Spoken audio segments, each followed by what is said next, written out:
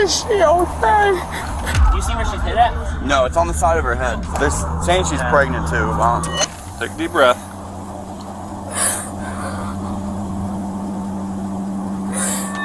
This woman was just informed that her daughter, Teyaurra Harris, was shot in a gang-related incident and is in critical condition. They just were shooting, and the blood just started dripping from her head, like she in the ambulance. Like, I can't even talk right now, bro. Her boyfriend rushed her to the hospital, but sadly, it was already too late. And the worst part, Teyaurra had nothing to do with the shootout. She was an innocent bystander. A simple mix-up left an innocent, pregnant mother of 2 dead, her children now motherless, and her family absolutely heartbroken. The police now face a grueling investigation. However, with everyone involved supposedly being gang members, catching the killers would prove to be much harder than anything they'd done before. We've been in touch with Yolanda, the mother featured in this video, and are proud to share that half of the video's profits will be donated to the Akron-based charity First Glance Student Center. At 7:29 p.m. on April 14th, Akron Police Department would receive multiple calls reporting dozens of gunshots being fired out of 1492 Rockaway Street. Witnesses would describe what seemed like a gang-related shooting with multiple cars speeding away from the scene, one being a silver 4-door Chevy. Police managed to quickly track down the Chevy, following it as the driver sped across back roads in Akron. However, the Chevy wasn't actually running from the cops. It instead would pull over somewhere that concerned the cops even more: the hospital. There's someone in the car still. Yep. Hey, hold up. 5807.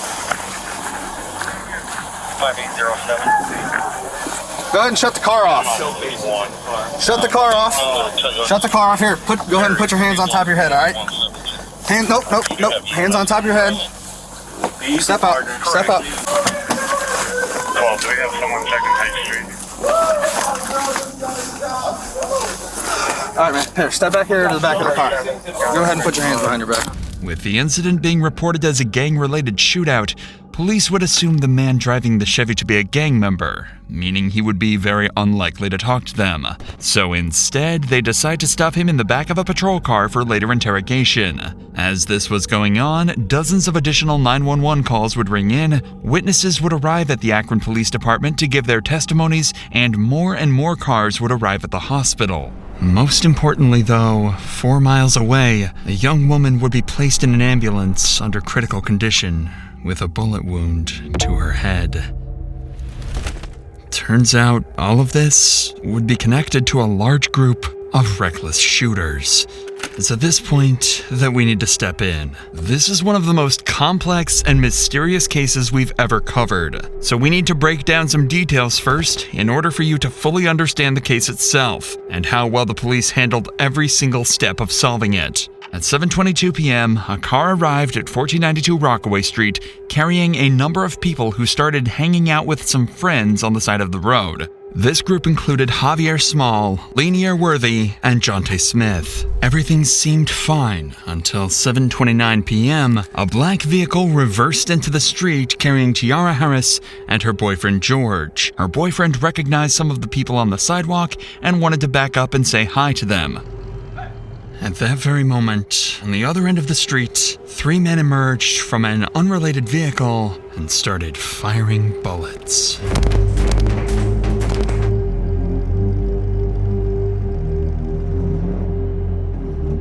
These men were Zire Saunders, 17-year-old Antil Whitaker, and Darion Rackley, all affiliated with the gang BBM, a notoriously violent gang active in Akron at the time.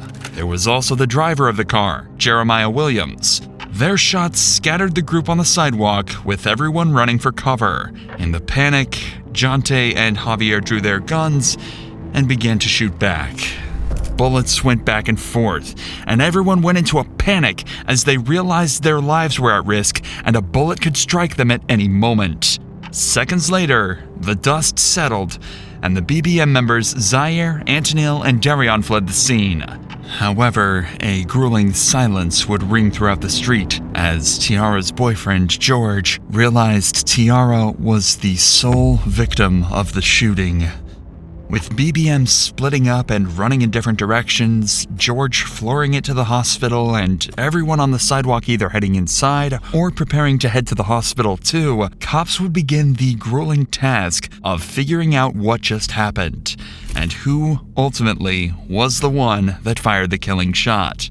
Now that you understand exactly what happened, we can join the police as they try to figure out what just went down and how to solve the developing mystery. Remember that all the cops have received at this point is a phone call alerting them to the shooting and a description of the silver Chevy they've just pulled a gang member from. There's another victim that says we don't know where that victim's going to go. There's a possibility that victim may be deceased. Yeah, they got shot. Okay. Someone's got to go check, probably. Two of the officers ran over to the front of the hospital and discovered Javier Small and his girlfriend in complete distress. He can't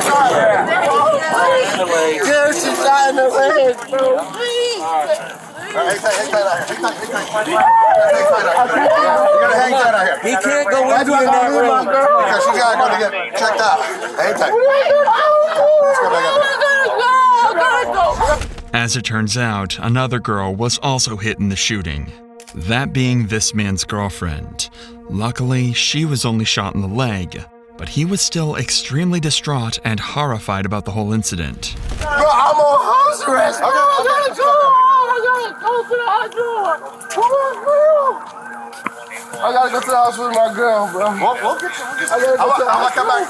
I'm gonna come back out and tell you how she I just got recorded.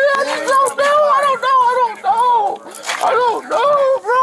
This girl just got shot,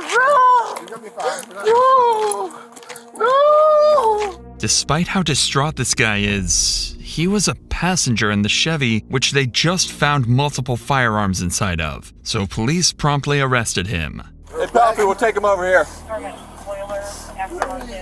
Across town, however, there's someone in a much worse position. Teyaurra Harris, the passenger in the black car.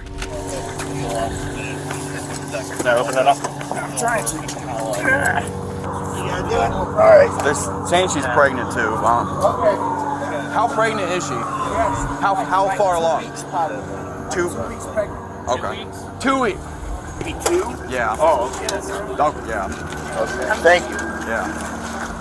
44, there is a firearm. I think the possible. Am I allowed to ride in the car with her though to the hospital? Not right now. I'm sorry, man. Bro, Yanni just got shot. I mean, T just got shot. Bro, just in the car, just driving down the street in Kenworth, driving from over there, and they just was shooting. None of the glass broke, but she wasn't like moving or talking. So I just brought her, and the blood just started dripping from her head, like, bro, we see in the hospital, she's in the ambulance, like, I can't even talk right now, bro. Teyaurra was immediately rushed to the local hospital, and her boyfriend George was brought in for questioning. He wasn't a lead suspect, but police did find it odd that he just happened to arrive at the site of a violent shooting right as it all went down. He would claim to be innocent and actually provide a detailed description of everything that went down that night. You turned off here, so no, boom, no, I didn't. I came this way, and I said, "What y'all got? Like, what y'all got going on over here?" Like, I'm like basically saying, "Is y'all good?" Right. As soon as I said that, somebody from down here got to just shooting a gun that just kept shooting. That's all I know. But I didn't hear nobody or nothing like that. So you're right there, and then you heard that. How many shots did you hear? Man, I can't even recall. It was a lot. And then as soon as I So you were facing this way? No. You literally backed all the way on. Say I'm coming down here in this Rockaway. Like, this would be Rockaway. Okay. Down, I backed up.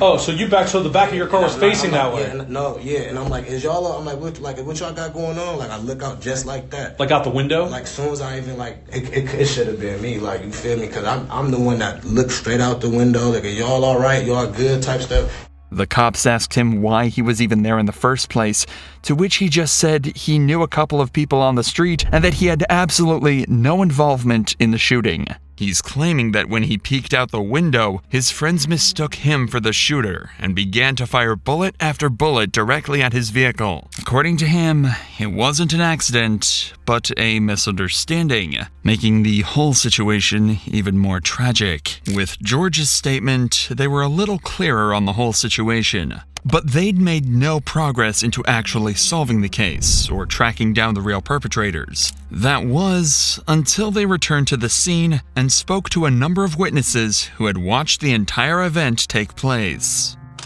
It was 2 African Americans. Where were they running? Young kids. They come from back there across this backyard next door and out the driveway. They hopped the fence? Or? He had a face mask on and had a 9mm. And then the other one had a semi-automatic rifle, and they were almost to the corner of the house running this way, and they both jumped the fence. Like when the kid in the hoodie jumped the maroon hoodie jumped the fence, he dropped the semi-automatic rifle at the driveway. I was just out back cutting some stuff, and all I heard was just a barrage of bullets, fully auto. It wasn't 3-round burst, 4-round. It was fully auto. Coming off fast. Oh yeah, hot and loud and fast. And then I saw 2 guys when I was out back. I could see through the backyards, through the fence. I saw a silhouette of 2 guys running up towards that street, returning single shots as they were running away. Okay. There's casings up here. Oh, you found something? Yeah. I got more. Okay. How many did you hear, you think? I heard it was like 30. Like where all these cones are at, probably that amount? 30 or 40. But this happened over there all the time. Where's over there? Right there, the house right there. I heard a lot of gunfire, but when I went out, when I first heard it, I thought it was a backfire because I saw this car sitting over here where all the cones are. He had his lights on. So I thought he was working on a car and it backfired real bad. Then I saw them loading people into cars to take them to the hospital, and I knew it wasn't, because this has happened so many times before. I don't know what we're supposed to do. Right. We can't go outside, nothing. Even with all this new information, though, the cops are only slightly closer to figuring out what happened. They were now at least able to confirm that one group of shooters rolled up and started the exchange before another responded, causing a huge exchange of bullets throughout the neighborhood. But they still had 2 major questions. Who were the shooters, and how was Teyaurra involved? Well, the cops had just spotted another witness that might be able to answer their questions. A woman who was actually on the street the moment the bullets started flying. So you don't live here? I'm not even from here. Oh. I was visiting. So who owns the house? Anitra Johnson. She is? Okay. She was out to eat when I called her. Okay. Everyone's okay though, right? The kids? The kids, yes. Yeah? The kids are okay. I got them in the back watching TV. Okay. There was another girl outside. I think she got shot in the thigh or the leg. I think they took her probably to the hospital. Okay. She definitely got hit. Okay. So what did you see? I'm sitting outside. To be honest, we all family. So we're all outside prayer wrestling, like act like we hitting each other and stuff. Next thing I know, I just heard these gunshots. I'm like, all right, was that a BB gun? Come through shooting. Yeah. And it was like, pow, pow, pow, and came through again. So I'm running up, I didn't even know where the gunshots came from. I'm running up, trying to grab the kids. They came through twice. Okay. Did the house get hit at all? I mean, I don't even fuck. Is that a ball right here? I don't know. I was really just trying to grab the kids. And you said, so what? They got out of a car? They didn't even get out of the car. Or they just started. They were hanging out. They was hanging out shooting. Okay. Did you see how many by chance? 3. 3 of them. Okay. Now it's starting to sound a lot more like a drive-by shooting, notoriously one of the hardest types of crimes to solve, especially if the vehicle was stolen. The cops are starting to lose confidence that they'll ever find Teyaurra's killer, but then they decide to ask one simple question. Ma'am, do those cameras work? I believe so. Okay. She's on her way home. Oh, she is? Okay, perfect. There were CCTV cameras on the property, and as soon as the homeowner got back, they'd have access to the footage. So in just a few hours, the cops were able to put together just enough footage to understand exactly what happened. Remember, we already know all of this, but for the police, this was huge. Now they had a detailed timeline of the entire incident, including at what time it went down, how many people were involved, and which vehicles the suspects used. This would be very useful in the coming interrogations in terms of verifying their suspects' claims and pressuring them to confess. Police finally had a solid piece of evidence, and right as their case had started to build some substance, their biggest lead yet would step out right in front of them. I have video of them carrying the girl that got shot. I can put it on an SD card. And that's not the same one that was at She'll send her a link and then she can was just upload it from there. right after they took off. Not only had they seen the entire thing go down, but as soon as they heard gunshots, they started recording. They managed to get this clear footage of a man getting into the same vehicle spotted at the shooting just minutes earlier. Now all they needed to do was track down the car using the visible license plate, and they'd have their first lead suspect. But with that said, these kids were no strangers to running from the police, and the officers would begin the hunt to find these evil teens. While all of this was going on, police had another, perhaps more nerve-wracking situation to handle. Teyaurra had passed away, and her family had no idea. Currently not letting too many people in the hospital. Let's step over here and see where all these cruises are. My car, okay? Where's your car at? I'm right here because I didn't one? know. Or this one? Right here. Sorry, which one? Okay. What's your daughter's name? You're here for your daughter? Teyaurra Harris. Teyaurra Harris. Say, have me stand right here next to this sign. We'll have someone go over and talk to you, okay? Take a deep breath. Is she okay? I don't know the names of who they are currently, miss. Just listen to the cop's tone here. He knows just how bad things are looking for Teyaurra, and he absolutely doesn't want to break that news to her mother yet, especially when he sees just how emotional she's starting to get. Teyaurra's autopsy showed a single bullet struck her in the head and remained there. While tragic, this information would allow police to identify the exact bullet type and then gun used to shoot Teyaurra. If they could find the owner of this gun, they would be able to match it to the bullet, and justice could be served for Teyaurra and her family. Hey, come here! They got a bunch of people showing That's up. my son and my nephew. Okay, well, listen, they can't go in. It's going to be you. Y'all go in the car. Go in the car. They telling us to wait outside. No, I'm going in. Go in my car. The entire family is in distress, with her mom shaking and doing everything she can to stay strong in front of her kids. It's truly a nightmare situation, and it only got worse from there. At around 8:30 p.m., they were informed that Teyaurra didn't make it. A bullet to the back of the head had ended her life, sending her family into complete grief and agony.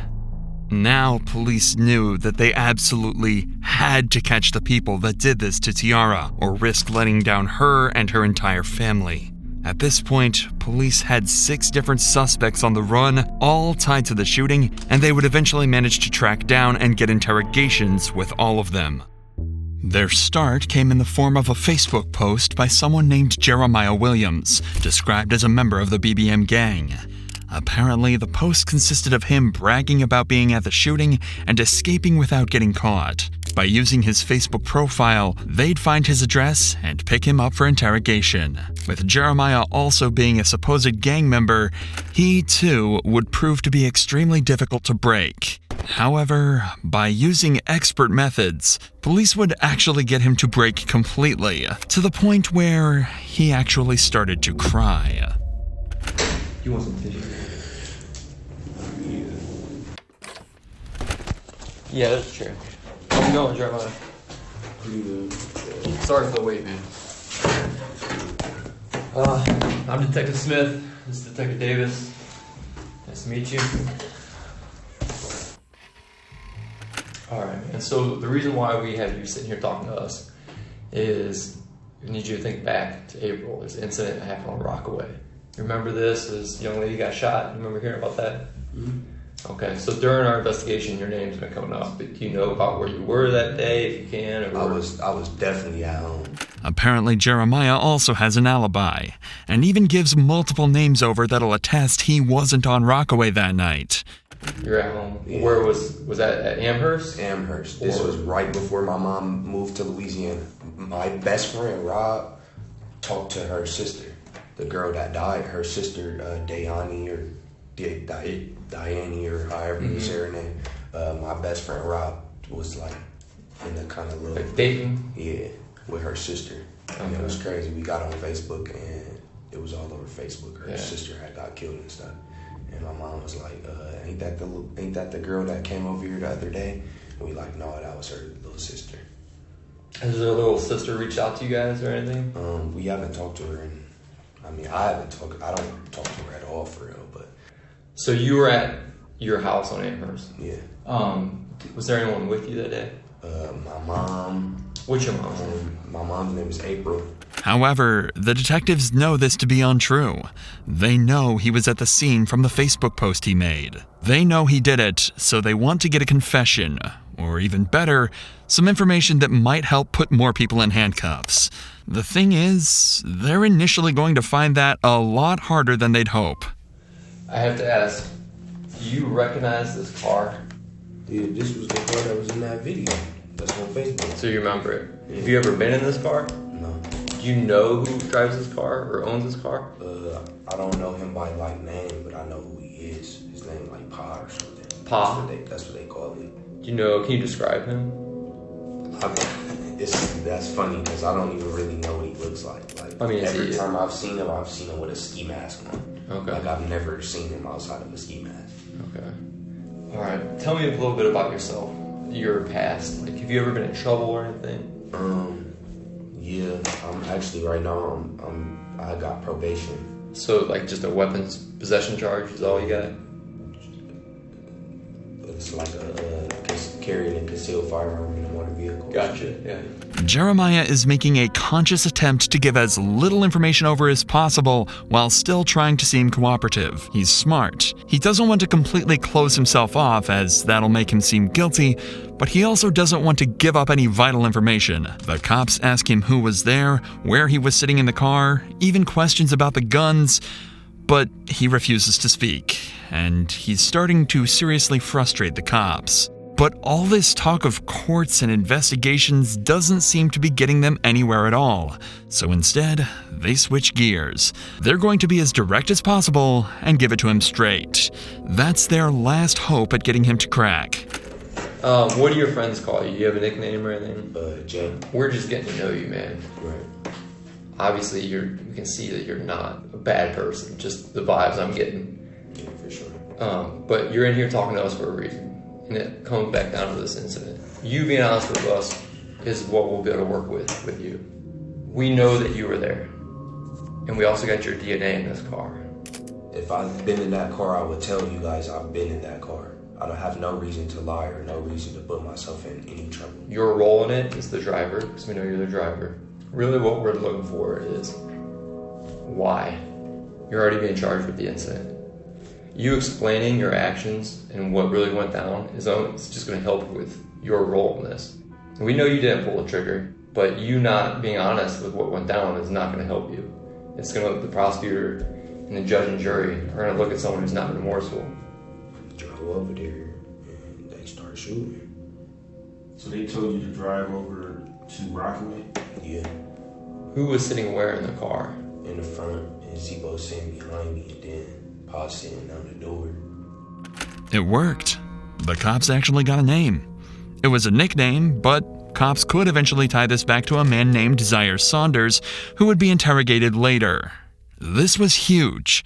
They'd actually gotten a gangster to tell on one of his partners. But they weren't done yet. They knew he still had more information, and they weren't going to stop putting on the pressure now. We got to go back to who was in the car with you. I know you know Zebo. Pa, you say you just know him by Pa. Do you know his real name? Okay. And the third person, you're saying, how often have you seen him? Would you be able to identify that last person by a picture? Jeremiah physically looks defeated. He's avoiding eye contact and is hunched over. He likely never saw himself giving up the names of his partners, but that's exactly where he found himself. The cops, however, are over the moon, even managing to get descriptions of the people he doesn't know the names of. They ask a few more questions before leaving him alone for a minute to prepare their next move. However, on their return, they didn't expect to see Jeremiah, a once tough and unbreakable gang member, to cry because of what he'd done. What'd you say his first name was what? Darian.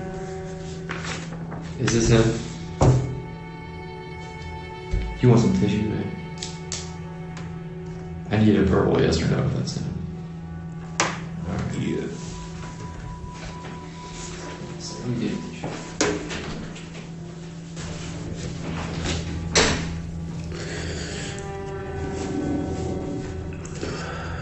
If this is the first time you've seen a gang member cry, you're certainly not alone. But it actually happened again in the detective's very next interrogation. While these cops were busy talking to Jeremiah, a breakthrough had been made outside of the interrogation room. Remember this footage recorded by a civilian witness earlier? Well, after 5 days of investigation, they actually managed to track the car down, enabling them to take in another suspect, Antil Whitaker. Police would quickly realize that Antil might be even more important than Jeremiah as a suspect. He's a supposed member of the BBM gang, and believed to be one of the suspects that initiated the shootout. The thing is, he's just 17 years old. Since there's still some information even Jeremiah couldn't give them, they figured they might be able to scare him into giving up everything he knows. And their first idea is an unconventional but possibly extremely effective method: a call home to mom. Hello, Ma. This is really, really serious now. You need to put yourself wherever you was and get to telling with your part as much as you can, because you can't take the blame for this, and this was not you. You shouldn't be sitting there. They know it's your car. You can't get out of that. You better than this. Antil doesn't even seem to feel like following his mother's advice. Despite the fact that they know it was his car, he's claiming that someone else was actually driving it that day. And even more unfortunately, he'd forgotten exactly who. Listen to his story and see if you believe it as much as the detectives do. So you saying you were at home? No, wait, like the whole day? Someone took your car somehow, brought your car back, gave you the keys back or whatever, and then so you could take your sister home. That doesn't make sense, man. You know a jury, you know a judge. They're not. I'll be honest with you. I mean, what you're giving is not even a good statement. It's not even a good lie. That's why it'd probably be easier for you to tell the truth. You see, about an hour after the shooting, Antil was confirmed to have used his car to pick his sister up from an event, meaning it was clear that he was still in possession of it. But that didn't faze Antil, and despite how many questions police asked him, he refused to give up anything. How this works, you might already know this from TV, but I mean it's kind of accurate. We're going to compare your DNA to the DNA on the shell casings that we collected on scene. Is there any reason your DNA is going to be on there? Because if there is, you've got to explain that. You said no, or I don't know. Who got in the car with you at all? If you're saying your DNA is not going to be on those shell casings, right? And you're saying you weren't driving, who did you let drive your car? Believe me. I don't know. But now it looks like it's on you. They're trying to force a confession out of him by telling him that if he'd been in physical contact with any of the evidence tied to the murder, they would find out and he would get sentenced. And they're not lying either. When you touch anything at all, you leave behind skin cells, sweat, small hairs, or even oils that can quickly be traced back to you. Meaning, if Antil had touched the car, the bullets when loading his gun, or anything else related to the murder, police would find out. However, as of now, detectives haven't had the time to run these tests to confirm if his DNA was present, meaning they couldn't pressure him to a confession, and they'd have to wait until later. So in the meantime, they move their attention to the next suspect. Remember the man Jeremiah gave up to the cops back in his interrogation? That was Zire Saunders. Once they had his name, they tracked him down and arrested him. And he would prove to be even more helpful than Antil and Jeremiah combined. Did you know of or hear about that young lady who got killed? Yeah. Did you know her? No. We don't think that she was the one meant to be hurt. And I mean, based on what we're seeing. But unfortunately, she did get obviously hurt. Her family's hurt. Right. You know, when we did that search warrant, we got your phone. Yes. Okay. And we downloaded your phone. And your location is putting you on Rockaway that day. No shit. What happened that day, man? I shot a pistol. You shot a pistol? Yes. This seems like a breakthrough. He's just admitted to being a part of the shooting, and it seems that all the detectives' work has just paid off. But they're not quite there yet. Of the 3 shooters, 2 did indeed use pistols, but one of them was actually yielding the extremely dangerous automatic rifle that can be seen clear as day in this footage here. Instead of jumping this fence after the shooting, the man with the rifle fled directly down Rockaway Street, and that's the direction Zire's phone shows him running. The good news is, that clears Zire of being the man that killed Teyaurra. After all, she was killed with a very specific pistol round. But that does put him directly in the spotlight of being the man with the most dangerous weapon, and one that is directly lying to the cops right now. And they're not about to let him get away with that. We have video of the incident. You're on camera shooting a rifle. Is it a pistol that holds, 2 rifle rounds? Like, I mean, it ain't just. It is big. Does it have a stock on it? Like something kind of modified type thing?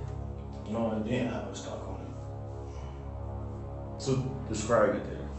I mean, no, it is a rifle. That single piece of information resulted in Zire actually getting the highest sentence out of anybody involved in the case. Just the use of such a dangerous firearm actually increased his prison time by somewhere between 10 and 15 years. But he still doesn't know that yet. He's still under the guise that if he helps the detectives out, he might get a better deal. So not only did he tell them where to find the rifle he used, he also gave up one of the most vital pieces of information the cops had received in the entire case. You said the group BBM? I just know they call it BBM. For real? BBM? Yeah. Zire just told the cops the name of the gang that was involved, a huge piece of information that will help them track down every last individual that was part of this attack. Now the detectives have just one more final question that'll hopefully put together the final pieces of the puzzle they're looking for. You've been extremely helpful throughout this whole interview. You helping yourself out too. We gotta ask, whose idea was it? I know for sure it wasn't mine. They just around, so we'll just say, yo, it's my dudes. But you got different dudes, and you got different, like, that's how they is. Well, they didn't say it right then and there. They said it on Facebook, like. But they was like, I knew they was talking about me. They just didn't say it directly to me, but I knew they was talking about me. Mm-hmm. He just gave up the group chat where all of these shootings supposedly were planned. With this, police simply had to cross-reference the names in the group chat with the supposed shooters on the CCTV, and the names that had been mentioned in previous interrogations, giving them enough evidence to sentence all 6 of the shooters. But unfortunately, this wasn't the resolution they'd hoped for. After examining all the weapons confiscated, it would turn out that none of them were a match to the bullet found in Teyaurra's head, meaning they still couldn't tie any specific person to the actual murder. However, there is one puzzle piece we haven't told you about yet, the one that would solve this entire case. Watching the CCTV footage, it's clear that there is one man that directly shot at Teyaurra's vehicle. If you follow this man, dressed in all black, back through the CCTV, you can trace him all the way back to the driver's seat of this black truck. A black truck that, until now, the cops were completely unable to identify. But then, they received one final piece of footage from a witness, allowing them to track it back to the owner, 44-year-old mother, Kia Brown. police realized they had to interview her, knowing that whoever was driving Kia's black truck that day killed Teyaurra Harris. Hey, how you doing, ma'am? Good. I'm Detective Smith. This is Detective Davis with Akron Police. Hi. Hey, we wanted to talk to you or whoever is driving, who drives this truck, reference that incident that happened up the street. They were being shot at, and we're finally trying to catch up with them. Looked like a couple males. And have you heard about this? I heard about what happened on the corner. This is my truck, but my son was driving. It wasn't Kia, but her son driving the car that night. And after running his name, they'd find out he had ties to a rival gang of BBM. So the detectives had Kia call her son and hand over the phone to the officers. I have some detectives here right now. The day that we were moving in, the incident that happened around the corner, they would like to speak with you. Do you have a moment? Can you go on break? How you doing, man? How you doing? Good. I'm Detective Smith. I'm with Detective Davis with me. Hey, what's your name before we get started, bud? Lanier Worthy. Lanier. All right, Lanier. How you doing, man? I'm doing alright. Kinda. So listen, man, I won't keep too much of your time. We were wondering if we could talk with you and your mom maybe in person at some point, and we wanted to talk to you about that incident that happened up the street. We know you're over there, so we were hoping you could help us, actually. You're not in any trouble. We're actually hoping you could help us. Would there be a good day for you to... This weekend fine? Yeah. Sunday the 8th. Can we do it anytime after 2:30? Okay. Anytime after 2:30? All right. All right, man. We appreciate it. We'll see you at 3:30. Okay. All right, buddy. Bye. And just like that, they had an interview scheduled. And this was the final suspect at the scene that they hadn't yet spoken to. The man suspected to be the driver of the black truck and the man they think shot Teyaurra. Dad, how you doing? What's up, man? Appreciate you talking with us. So, I mean, obviously you know why we're here, about that incident that happened up the street. So, we just wanted to know your perspective. That happened that day. What did you see? That type of stuff. Can you kind of run us through that day? I was standing in the driveway on my phone. Then heard shots. I got down, ducked. Then when the shots stopped, I heard that, ran to the car. When the shots started happening, you ran and got in the driver's seat. And then Teen got in your passenger seat. Okay. That was it. Lanier had just told them he was driving the black truck that day, confirming he was the man in all black that drove the truck and hopped in the Chevy. He was the man that fired the bullets. So they decided to ask him up front. I'm about to ask you something, man. I'm about to ask you from your parents. I'm sorry, but I gotta ask. Did you shoot that day? Yes, sir. Okay. Even though he said no, police already had all the evidence they needed. The car tied to him, his ties to the rival gang, and finally the video of him shooting at Teyaurra's car. So they arrested him on the spot and brought him in for interrogation. What's up, man? Here? Here you come. Am I able to have a lawyer with me right now? What's that? Can I have a lawyer with me? You can do whatever you want, man. I'm not here to... Okay. Are you saying you want your lawyer? You don't want to talk? Yeah. Okay. All right. But in the end, this wouldn't matter, as when they arrested and processed him, they managed to confiscate his gun. And after analyzing the forensics of the bullet inside of Teyaurra and Lanier's gun, it was a match. Lanier had fired the killing shot.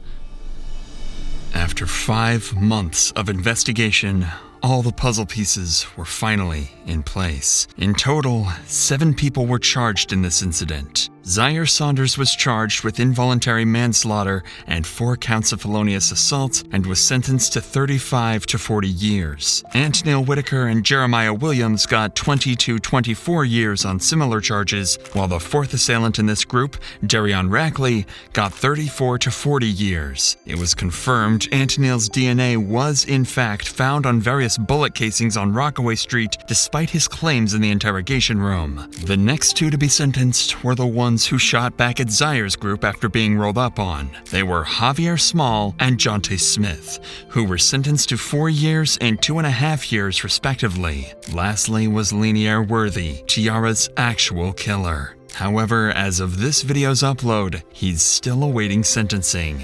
Teyaurra and George were not involved in any of the gangs in the shootout and were found completely innocent. At long last, Teyaurra and her family could finally be at peace. Half of our profits in this video will be donated to the Akron-based charity First Glance Student to help prevent incidents like this from happening again. The second half will go towards the making of our next video.